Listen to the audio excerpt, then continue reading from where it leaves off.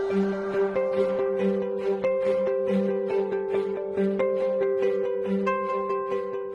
самого детства меня восхищали люди в погонах.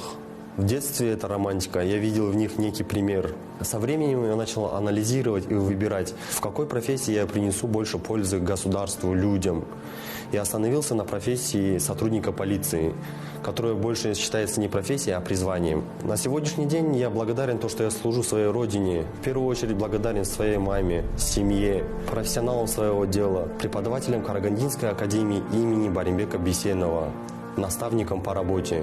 Мне кажется, что каждый сотрудник ежедневно совершает героические поступки, потому что он защищает жизнь и здоровье людей. По долгу службы я не могу раскрыть все подробности оперативной работы, но с уверенностью могу сказать, что сотрудники полиции соответствуют требованиям быть сильными, спортивно подготовленными, знать приемы рукопашного боя и хорошо владеть ими, а также обязательно и такое качество, как справедливость. Также есть и такие психологические качества, как принципиальность, бдительность, ответственность. Также сотрудники полиции должны быть юридически грамотными. То есть, выступая от лица государства, сотрудники полиции должны знать правильную трактовку того или иного нормативно-правового акта, закона.